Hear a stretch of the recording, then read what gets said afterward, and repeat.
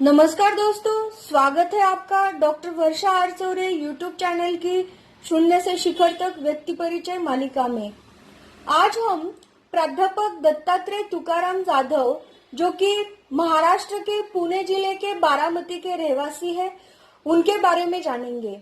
उनका जन्म 10 जनवरी 1963 को बारामती में ही अत्यंत गरीब परिवार में हुआ था।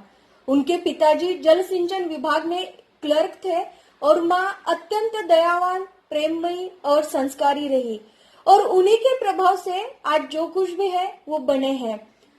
तो जानते हैं वो अपने बारे में क्या बताते हैं उन्हीं की लेख द्वारा। मेरे लिए उच्च शिक्षा प्राप्त करना बहुत कठिन था। 10वीं की परीक्षा तक पिताजी की जहां जहां नौकरी रही उसी इरिगेशन कॉलोनी में हम रहे। वहां बड़े विश्राम गृह के साथ फलों के पेड़, फूलों के पौधे, बरगद, इमली, आम, पीपल के बड़े बड़े पेड़ रहे। पास में अंगूर, अमरद आदि के बाग और गन्ने के खेत रहते थे और मोर आदि पक्षियों की चहल पहल रहती थी। मधुर आवाजें सुनाई देती थी। मुर्गियां और बकरियां पालना बचपन से हमारा काम रहा। कॉलोनी के पास स्वच्छ पानी से भरा कैनाल हमेशा प्रवाह में ही रहता था, जिसमें हम हमेशा स्विमिंग करते थे। मुझे बचपन में कहानियां पढ़ना और सुनना बेहद पसंद था। रेडियो पर रफी, मुकेश, मन्ना डे, लता जी के गाने सुनना, उसी की धुन में काम करना या पढ़ाई करना अच्छा लगता था। हमारे घर में चित्रात्मक रामायण, चांदोबा, पंचतंत्र की कहानियां, इनकी किताबें हर महीने आती थी। मैं बड़े चाव से चित्र देखता और पढ़ता था। मेरे एक मित्र के घर उसके पिताजी रोज संध्या समय रामायण का पाठ पढ़ते थे। मैं सबसे आगे जाकर बैठता और मन लगाकर सुनता था। माँ के साथ हम जब ननिहाल या फूफी के गांव छुट्टियों में जाते तो आसपास के बूढ़े लोगों से कहानियां सुनते थे। ये कहानियां रात रात भर चलती थी। मेरी पढ़ाई शुरू में रात में लालटेन या चिमनी के प्रकाश में होती थी। रात में उसका काला धुआं नाक में चला जाता था। सवेरे मुंह साफ करते समय सब काला बाजार बाहर आ जाता था। माँ मुझे और छोटे भाई काली को रोज बड़े सवेरे 4 या 5 बजे के दरमियान जगाती थी, क्योंकि हम बरगद की लकड़ियां जमा कर लाए। रात के समय बरगद के फल खाने पंछी आते तो ढेर सारी लकड़ियां नीचे गिरती थी। बाकी लोग उठाकर ले जाए उससे पहले हम ले आए और चूल्हा जले। हमारी नींद तब से गायब है तो आज तक सही मायनों में हम कभी सोए ही नहीं हैं।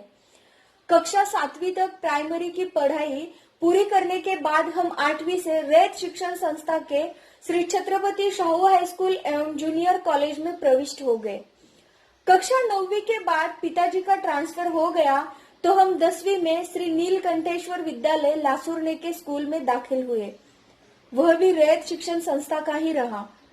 सन 1979 में हमने 10वीं पास की तो फिर 11वीं में वहां पढ़ाई की सुविधा न होने के कारण फिर से बारामती के श्री छत्रपति शाहू हाई स्कूल एवं जूनियर कॉलेज में प्रवेश लिया। शुरू के 4 महीने मुझे साइकिल से 30 किलोमीटर आना और फिर 30 किलोमीटर वापस जाना पड़ता था। वापस जाते समय बस के रास्ते तक तो ठीक रहता, लेकिन गांव तक पहुंचते रात हो जाती और वहां से इरिगेशन कॉलोनी 2-2.5 किलोमीटर की दूरी पर वह जंगल का रास्ता मुझे शैतान का घर लगता था। कभी कभी लगता कोई अपनी साइकिल पीछे खींच रहा है। एक आध बार नाले में गिर भी पड़ा था। जब तक मैं घर पहुंचता माँ चूल्हा न जलाती थी। मुझे देखते ही कहती थी, आला माझा बाबा। मेरी इस परेशानी से निजात पाने के लिए पिताजी ने हल ढूंढा। हमारा पैतृक मकान बारामती के पास में था। वहां जाकर हम रहे। जाकर देखा तो खंडर था। फिर हमने एक गवंडी की सहायता से मिट्टी और पत्थरों से उसे बनवाया। 1 साल में उस पर पतरे का छत डाला। 11वीं का साल हमारा इसी में गुजरा। फिर 12वीं में बोर्ड था तो हम महादेव जी के मंदिर में पढ़ाई करने जाते। रात उधर ही सोते जब तक पिताजी ने एक बड़ी दिल्ली मसान भैंस खरीदी थी। उसे चारा डालना, धोना, उसका दूध धोना, चराने ले जाना, सब काम करना पड़ता था। वह बहुत दूध देती थी। इसका नतीजा यह हुआ कि एक साल में और एक भैंस आ गई। काम बढ़ा, खेती का भी काम शुरू हुआ।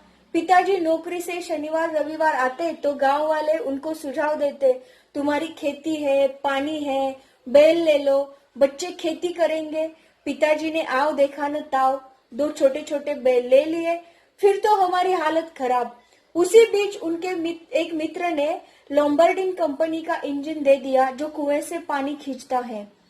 खेती, बड़ी बैलगाड़ी, सब हमारा काम चलता रहा। हमारे घर में लाइट नहीं थी तो क्रिकेट के खेल की वजह से हमारी कुछ दोस्तों से दोस्ती हो गई थी। उसमें ज्यादातर कैकाड़ी जाति के थे जिनके माँ बाप कावली से टोपली और झाप बनाने का काम करते थे। उनको इंदिरा आवास में जो मकान मिले थे उसमें लाइट थी। वह कहते, बेटा तुम हमारे यहाँ पढ़ाई करो, हमारे बच्चों को भी पढ़ाओ, चाहो तो इस फोक से इनको मारो पीटो, पर बच्चे पढ़ने चाहिए। रात का पढ़ाई का काम हमारा उधर कैकाड़ गली में शुरू हुआ।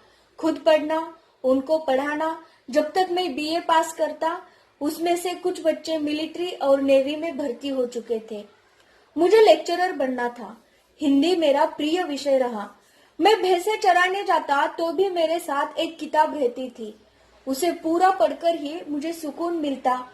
इसी दौरान गांव के हालात पर मेरा एक निबंध, आखिर यह कब तक चलेगा, प्रकाशित हो चुका था। तिरंगा नामक एक कहानी छप चुकी थी और इंदिरा जी की हत्या के तुरंत बाद प्रियदर्शनी नामक एक कविता छप चुकी थी। परंतु बीए की परीक्षा के दूसरे तीसरे ही दिन अचानक मामा की शादी में मेरी शादी रचा दी गई। हमारी फूफी के पति की अचानक मृत्यु हो गई थी। उनकी 5 लड़कियां थी। मामा की शादी पहले से तय थी तो पिताजी ने बहन की एक लड़की को बहू बनाकर घर लाने की बात सोची। मैं बहुत चीखा चिल्लाया कि मुझे आगे पढ़ना है, एमए एमफिल करना है, लेकिन पिताजी बोले, इसलिए घर के कामकाज में माँ का हाथ बटाने बहू ला रहा हूँ। तुझे आगे पढ़ना है तो शादी करनी पड़ेगी, वरना मैं हिमालय में चला जाऊंगा। मैंने माँ की तरफ देखा और शादी के लिए तैयार हो गया। महज 22 साल की उम्र में मेरी शादी हो गई थी। शादी के बाद मैंने शादी का ढकोसला नामक एकांकी लिखा। उसे नियतकालिक स्पर्धा का पुणे यूनिवर्सिटी का प्रथम पुरस्कार माननीय कुलगुरु वी ग भिड़े के शुभ हाथों दिया गया। 1987-88 में मैं एमफिल के लिए यूनिवर्सिटी में गया। सैद्धांतिक परीक्षा पास करने पर जब डेजर्टेशन का काम चल रहा था कि मुझे पहले ही इंटरव्यू में पद्मश्री विखे पाटिल कॉलेज प्रवरा नगर में लेक्चरर की नौकरी मिली थी। ठीक उसी समय मानव संसाधन विकास मंत्रालय नई दिल्ली के शिक्षा विभाग की ओर से हिंदी नवलेखक शिविर के लिए मुझे निमंत्रण मिला। मानव संसाधन विकास मंत्रालय भारत सरकार और उसके शिक्षा विभाग के हम आभारी हैं कि उन्होंने हमें बार बार शिविर का अवसर प्रदान करके डॉक्टर शिवतोष दास जी, डॉक्टर नरेंद्र कोहली जी जैसे दिग्गज साहित्यकारों का अनमोल मार्गदर्शन उपलब्ध कराया। बेलगांव के शिविर में मैंने अपनी कहानी, निबंध एवं कविताएं पढ़ी। लोगों ने मुझे इश्क मिजाज कवि कहा। बेलगांव वासियों ने हमें बहुत प्यार दिया। वहां सावित्री चौगुले नामक लड़की 12वीं में पढ़ती थी। उसने मुझे भाई मान लिया। हुआ यह कि हमारी बस एक पहाड़ी पर गई थी। बड़ा गजब का नजारा था।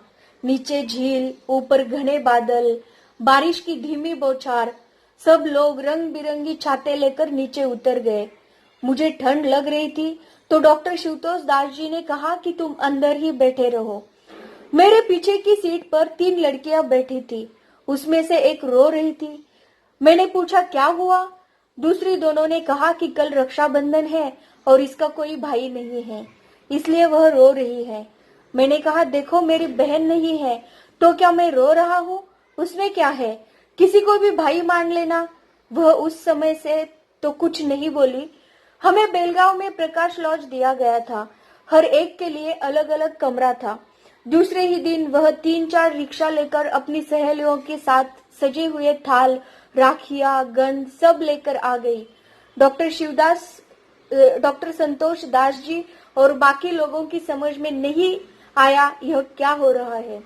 वह बोली, महाराष्ट्र के पुणे से जाधव सर आए हैं, उनको मुझे राखी बांधनी है। डॉक्टर शिवतोष दास जी ने बड़ी खुशी से कहा, यह तो बहुत ही बड़ी बात है। फिर रक्षाबंधन का कार्यक्रम हुआ। वह उतने पर ही नहीं रुकी। उसने डॉक्टर साहब से कहा कि मेरे माता पिताजी ने उनको हमारे घर बुलाया है। उसका घर बेलगांव से 30 किलोमीटर दूर मन्नूर नाम का गांव था। फिर सोच विचार कर डॉक्टर साहब ने हमें इजाजत दी। मैं अपने 2 साथियों को साथ लेकर उनके गांव चला गया। बड़े प्यार से खान पान होने के बाद उन्होंने मुझे उनकी खेती बाड़ी सब घुमाकर दिखाया। फिर बेलगांव में उनकी दुकान थी। जमीन जायदाद सब होने के बाद उसके पिताजी ने कहा, बेटा हमारा तो कोई बेटा नहीं है, सावित्री ने तुमको भाई माना है तो हमने भी बेटा मान लिया है। तुम ऐसा करो, महाराष्ट्र में अपने घर खत लिखो, हमने तुमको गोद लिया है और तुम यही रहो। मैंने उनसे कहा, पिताजी मेरी नौकरी प्रवरानगर शिरडी के पास गांव बारामती पुणे यूनिवर्सिटी में पढ़ाई बाकी है।